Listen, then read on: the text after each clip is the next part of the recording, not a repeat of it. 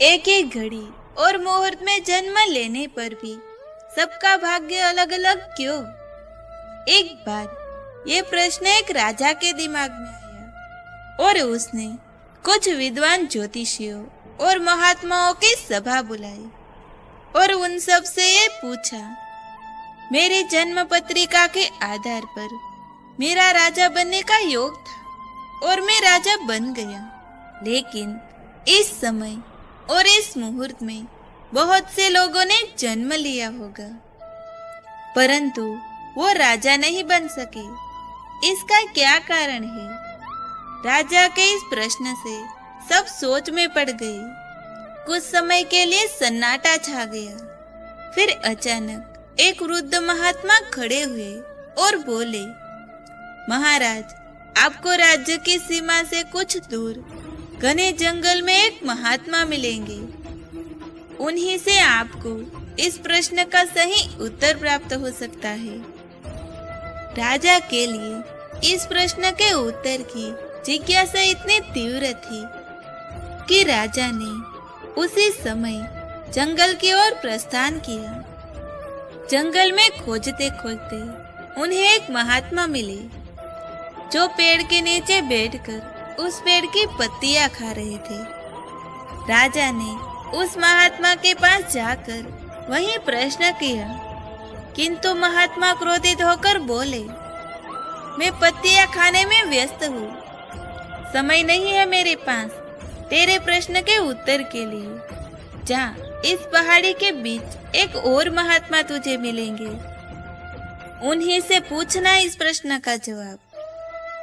राजा की जिज्ञासा और बढ़ गई और वो पहाड़ी मार्ग को पार करता हुआ बड़ी कठिनाई के साथ परंतु बहुत उत्सुकता लिए महात्मा के पास पहुंचा।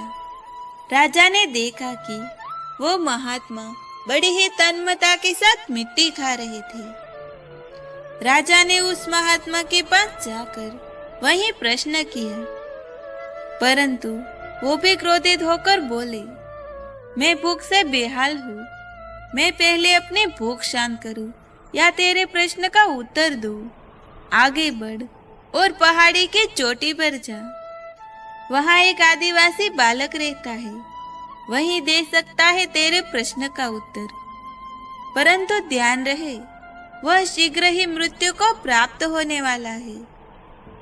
राजा की उत्सुकता बेचैनी में बदल गई। चोटी पर स्थित आदिवासी गांव में पहुंच गया। राजा ने करबद्ध होकर उस बालक के सामने प्रश्न रखा। पहले तो बालक हंसने लगा, फिर उसने राजा से कहा, मेरे पास भी समय नहीं है, मेरी मृत्यु होने वाली है। परंतु सुनो राजन, अपने प्रश्न का उत्तर। मैं, तुम और दो महात्मा जो तुम्हें पहाड़ी मार्ग पर मिले थे, हम चारों कई जन्मों पहले भाई भाई थे। हम राजकुमार थे। एक बार हम चारों राजकुमार भाई खेलते खेलते जंगल में बहुत दूर निकल गए थे और मार्ग भटक गए थे और अचानक हमें एक आटे की पोटली मिली। उस आटे से हमने 4 रोटियां बनाई और आपस में बांट ली। अपने अपने हिस्से की रोटी हम खाने ही बैठे थे। भूख प्यास से तड़पता हुआ महात्मा हमारे पास आ गए। पत्तियां खाने वाले भाई से उसने कहा, बेटा, मैं कई दिनों से भूखा हूँ, अपनी रोटी में से कुछ ऐसा मुझे भी दे दो ताकि मैं जीवित रह सकूं। ये सुनते ही वो भाई क्रोधित हो गया और बोला, तुम्हें रोटी का एक हिस्सा दे दूंगा तो मैं क्या खाऊंगा?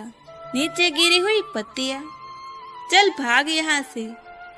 अब वो महात्मा उस भाई के पास पहुंचा जो इस जन्म में मिट्टी खा रहा था। उन्होंने उस भाई से भी याचना की, अपनी रोटी का कुछ भाग इन्हें दे, पर वो भी बहुत क्रोधित हो गया और चिल्लाकर बोला, बड़ी ही कठिनाई से मिली है ये रोटी मुझे, तुझे दे दूंगा तो मैं क्या खाऊंगा? जंगल की ये मिट्टी।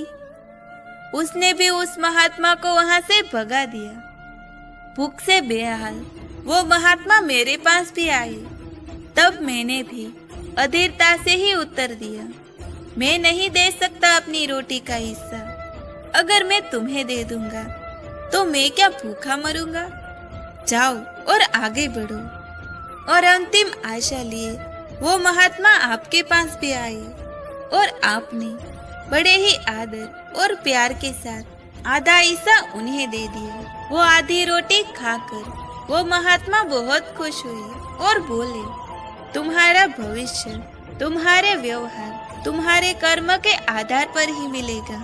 और देखो राजन, वही हुआ। इस जन्म में हम चारों भाइयों का जन्म एक ही घड़ी और एक ही मुहूर्त में हुआ, लेकिन हम वैसा ही फल भोग रहे हैं जैसा हमने कई जन्मों पहले व्यवहार और कर्म किए थे। राजन, हम बबूल का पेड़ लगाकर आम की आशा नहीं कर सकते। इंसान किसी भी घड़ी किसी भी मुहूर्त में जन्म ले, परंतु उसके कर्म और व्यवहार उसके साथ साथ सदैव चलते हैं।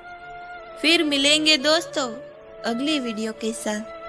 तब तक के लिए अपना ख्याल रखना और हमेशा मुस्कुराते रहना।